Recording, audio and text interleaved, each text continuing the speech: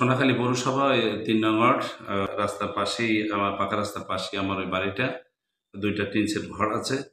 ওইখানে আমি ১২-১৪ বছর আগে প্রায় আমি বসবাস করে আসছি। ৩ মিনিট সময়ের মধ্যে একটা কুচক্রী লোকেরা আমাকে নানা পিছনে অনেক আমাকে হেনস্থ করার জন্য বিভিন্ন পায়তারা করছে। এরপরে হঠাৎ করে শুনি আমার ওই যাদের জায়গা রাখছি তাদের দহুত্তরি সম্পদ অংশ যারা পাবে তাদের ৫% জমি নাকি তারা আমাদের মধ্যে কিনছে।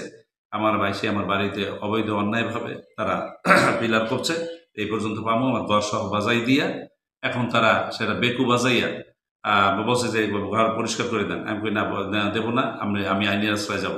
এই কথা বলার পরপরই তারা হঠাৎ করে আমি পটুয়াখালী যাই আমার মেয়ের অসুস্থতা দেখাইয়া। এ কথা বলার পরে যে আমি আইনের আশ্রয় নেব। ওরা মাঝখান থেকে বেকু আইনা আমার এই গাছপালা তো যা আছে ওখানে লাগানো বড় বড় গাছ এবং আমড়া গাছ, লেবু গাছ, মালটা গাছ এবং বিভিন্ন জাতের ফল ফলাদি এবং ৬০-৬৫ ছড়া প্রায় নানাজি কলা এবং কাঁঠালি কলা, এই কলা গাছের বাগান সহ সমস্ত বাগানগুলো এর মধ্যে সীমানার পাশেই আমি লাগাই গেছিলাম, সুন্দর সাজাইছিলাম। আমার পিলার সহ এরা ভাঙা শুরু করছে। আমি 999 মোবাইল দেই এবং তারা থানাকে বলছে, থানা থেকে পুলিশ গেছে, পুলিশ যাওয়ার পর সালিশি মানাইতেছে, উকিল বারে সালিশি এক পর্যায়ে একটা সিদ্ধান্তে বসছে যে আমরা স্পটে যাই দেখিয়া আমরা সিদ্ধান্ত দেব। এই কথা তারা জানতে পারিয়া আমি বলছি যে আমি আজকে থাকতে পারবো না, আমি পটুয়াখালী আমার মেয়ে অসুস্থ সেখানে যাব। এই জানার কথা শুনিয়া তারা এই ফাঁকে দিয়া ওই দিনকার 12 তারিখ ছিল, তারা বেকু আইনা আমার এই বাড়িটার একেবারে মেসাকার করছে, গাছপালা তরুলতা সব ভাঙ্গা তারা আমার বাড়ির মধ্যেই রাস্তা বাঁধিয়ে গেছে। এই আপনি কি আইনের আশ্রয়ে গিয়েছেন কিনা? হ্যাঁ, আমি আইনের আশ্রয় গেছি। এখন কি চাচ্ছেন?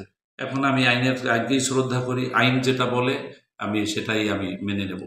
এর আগে কোনো ধরনের সালিশি বৈঠক হয়েছে কিনা? হ্যাঁ, সালিশি বৈঠক হয়েছে, ওই যে উকিল বারে যেটা ওইটাই হয়েছিল এবং সে সিদ্ধান্ত দেওয়া হয় নাই। সিদ্ধান্ত তারা দেবে পরের দিন তার পটুয়াখালী গেলে আমার মেয়ে অসুস্থতার কারণে এরপরে ফাঁকে দিয়ে তারা এই অবস্থা করছে, সালিশি হ্যাঙ্গিং অবস্থায়।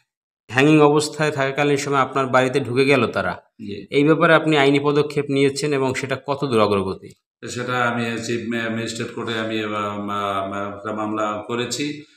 সেটা ওসির কাছে তারা এই তথ্য পিসি পাঠিয়ে দিয়েছে। ওসি বললো যে কোরবানির বন্ধের জন্য আমরা এখন যাইতে পারি নাই। বন্ধের পরে যখন খোলা হবে অফিস তখন আমরা এখানে আমরা আমাদের দায়িত্ব সঠিকভাবে আমরা পালন